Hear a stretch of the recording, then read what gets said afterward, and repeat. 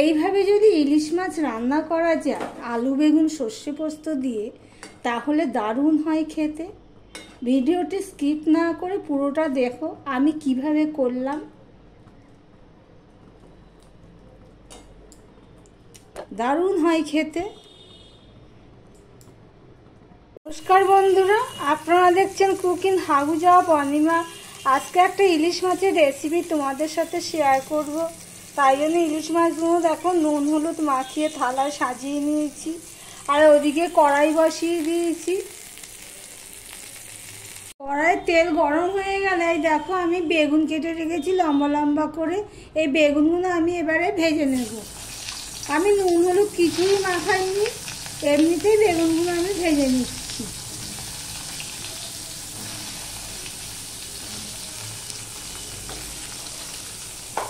এইভাবে যদি ইলিশ মাছ রান্না করা যায় দারুণ হয় খেতে।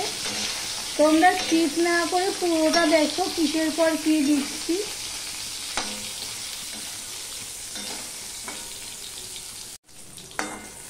দেখো বেগুনগুলো ভাজা হয়ে গেছে, নুন হলুদ দিইনি, এমনিতেই ভেজে নিয়েছি। ঠিক এইভাবে ভেজে নিয়েছি। এবার আমি এগুলো একটা থালায় তুলে নেব। দেখো বেগুন ভাজা হয়ে যাওয়ার পরে আমি কড়াইতে তেল দিয়ে দিয়েছি। এবার আমি এখানে অল্প কালো জিরে, হাফ চামচের মতো কালো জিরে ফোড়নে দিয়ে দিলাম। আমি এটা আলু বেগুন দিয়ে করব। আর এখানে আমি নিয়ে নিয়েছি আলু কেটে, আর এখানে নিয়ে নিয়েছি দেখো সর্ষে আর পোস্ত সমান ভাগে, আর 3টে কাঁচা লঙ্কা নিয়ে নিয়েছি। এগুলো আমি পেস্ট করে নেব। এবার কালো জিরাটা ফোড়ন হয়ে গেছে।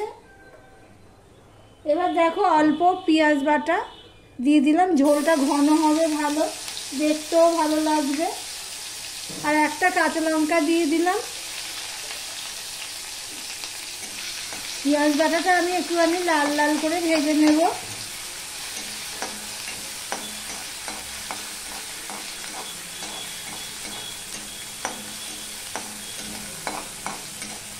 লাল লাল করে ভাজা হয়ে গেছে, পেঁয়াজ ভাজার একটা গন্ধ বেরিয়ে গেছে। এবারে যে আলুগুলো আমি নিয়েছি সেগুলো আমি দিয়ে দিলাম। দিয়ে আলুটাকেও আমি ভেজে নেব। আলুটা একটু ভাজা হয়েছে, মোটামুটি ভাজা হয়েছে। এবার এইখানে দেখো টমেটো একটা দানা ফেলে দিয়ে আমি এটা দিয়ে দিলাম।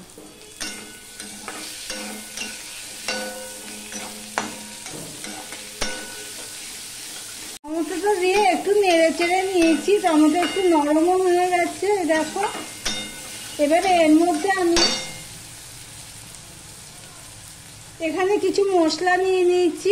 1 চামচ ধনের গুঁড়ো নিয়েছি, 1 চামচ লঙ্কার গুঁড়ো নিয়েছি, আর হলুদ নিয়েছি হাফ চামচ, আর এখানে কাশ্মীরি লঙ্কার গুঁড়ো নিয়েছি হাফ চামচ। এগুলো আমি দিয়ে দিলাম। মশলাটা কষানোর জন্য একটু জল দিয়ে দিলাম।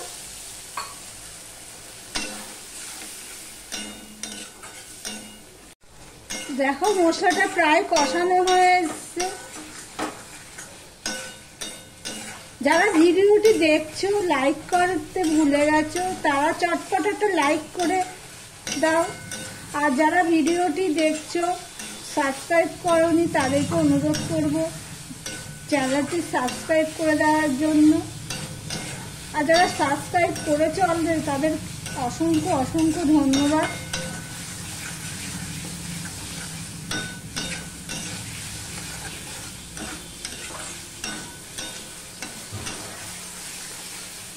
আমি অল্প একটু নুন দিয়েছিলাম তোমাদেরকে, আর সেটা ভিডিও করে দেখানো হয়নি। আমি আরো একটু নুন দিয়ে দিলাম।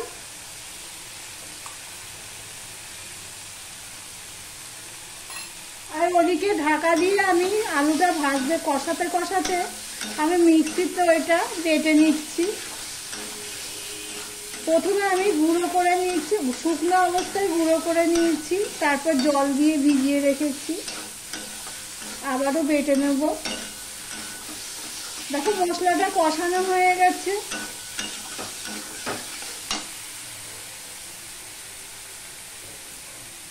এবার আমি জল দিয়ে দিচ্ছি। দেখো এটা একটু ঝোল ঝোল করব সর্ষে পোস্ত দিয়ে।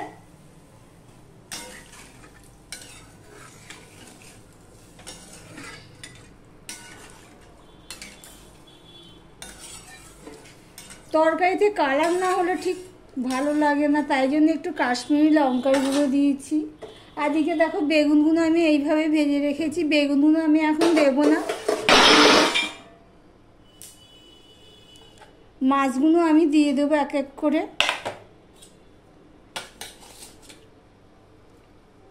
এটা কাঁচা মাছ, এটা আর ভাজিনি।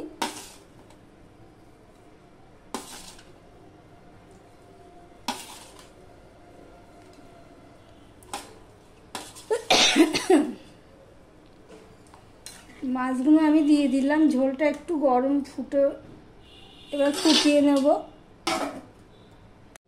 আমি ঢাকা দিয়ে প্রায় 10 মিনিটের মতন ফুটিয়ে নিয়েছি। মাছটা তো কাঁচা মাছ দিয়েছি, ভেজে দিইনি, তাই জন্য একটু ছোট করে দিয়ে ফুটিয়ে নিয়েছি। প্রথমে ফুটে ওঠার পরে আমি একটুখানি মিডিয়ামে করে ফুটিয়ে নিয়েছি। জলটাও তো দেখেছো, মাঝে একবার এসে আমি নেড়ে দিয়েছিলাম। মাছটা খুব ভালো জানো তো, খুব সুন্দর গন্ধ বেরোচ্ছে। এবারে যে ভেজে রেখেছি বেগুনগুলো, সেগুলো দিয়ে দেব।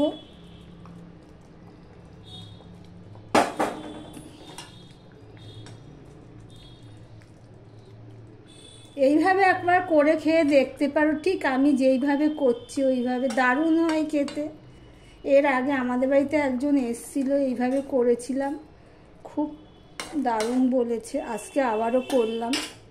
এবারে যে সর্ষে পোস্ত পেস্ট বেটে রেখেছি সেটা আমি দিয়ে দিচ্ছি।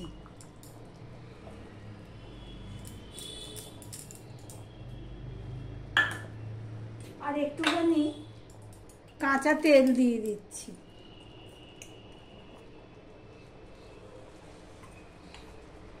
আমার ভিডিওটি যদি ভালো লেগে থাকে তাহলে একটু লাইক কমেন্ট শেয়ার করো।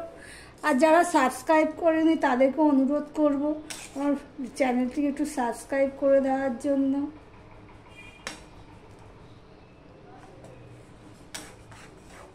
এবার আমি 2 মিনিটের মতন ফুটিয়ে নেব। নুনটা আমি দেখে নিয়েছি, নুনটা ঠিকই আছে। একটু নুন নুন লাগছে, কিন্তু বেগুনও তো নুন দিইনি। তাহলে আলু বেগুন সর্ষে পোস্ত দিয়ে ইলিশ মাছের ঝোল।